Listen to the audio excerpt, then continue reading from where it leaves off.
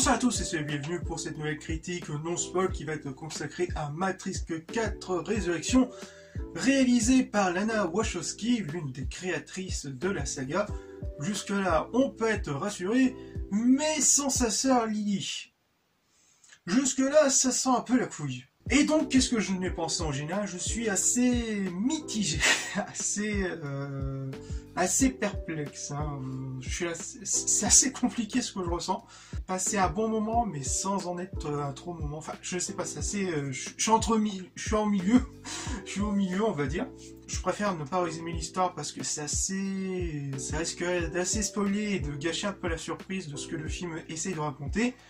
Car justement, le film essaye déjà d'imposer plusieurs thèmes assez intéressants qui fait un peu questionner, surtout dans sa première partie, à savoir sur la question de notre société, mais aussi au niveau de la créativité cinématographique concernant les reboots et les remakes, qui fonctionnent assez bien, qui se mélangent assez parfaitement, mais qui malheureusement loupe son virage dans certaines objectivités. Est-ce que ça aura vraiment un impact sur la stabilité de la paix entre les robots et les humains, qui malheureusement n'a aucun impact, voire même que tout le monde s'en bat les couilles, que tout le monde se passe bien. Concernant les personnages, malheureusement, même si on sent vraiment que les acteurs se donnent vraiment à fond, jusque là j'ai rien à dire, mais malheureusement certains personnages, notamment les personnages secondaires, qui fonctionnent absolument pas du tout, qui n'ont aucun charisme, qui au niveau de l'écriture, on s'en bat royalement les couilles, même si avec Keanu Reeves et l'actrice qui joue Trinity,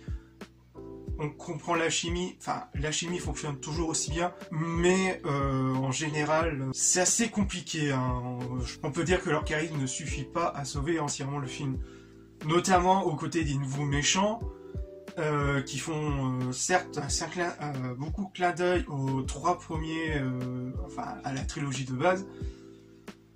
Et après le grand méchant, je dois dire que en fait c'est plus une IA qui fait un gros caca nerveux qu'autre chose. Ça n'a rien à voir avec les méchants antagonistes qui avaient beaucoup plus de charisme et qui avaient vraiment une envie, qui avaient vraiment un objectif à accomplir. Là, dans celui-ci, ça tombe plus dans un tournement de carnaval qu'autre chose. Est-ce que c'était fait exprès pour justement nous raconter, pour nous mettre sur le thème des remakes vraiment utiles, etc. Sur l'idée, oui, ça fonctionne, ça pose vraiment de vraies questions à cogiter. Tout au long du film, on se pose vraiment des questions et que le film, lui aussi, nous apporte quelques éléments de réponse, tout en nous jouant avec nous à jouer questions-réponses. Mais dans l'exécution finale, ça passe pas. Personnellement, ça passe pas du tout. Il loupe vraiment des virages qui creusent vraiment, on va dire, plus la surface que plus dans la profondeur. En termes de musique, c'est pas vraiment ça, quoi. Ça manque, même s'il y a un peu d'efforts sur reprise de certains thèmes, enfin, ça reste tout de même assez timide, malheureusement. Tout comme les scènes d'action qui, parfois ça passe pas. Il y a certaines scènes d'action, par exemple celui du train que vous voyez dans la bande-annonce, qui fait un peu du cafouillage. c'est totalement lâché, que ce soit au niveau du montage, du découpage.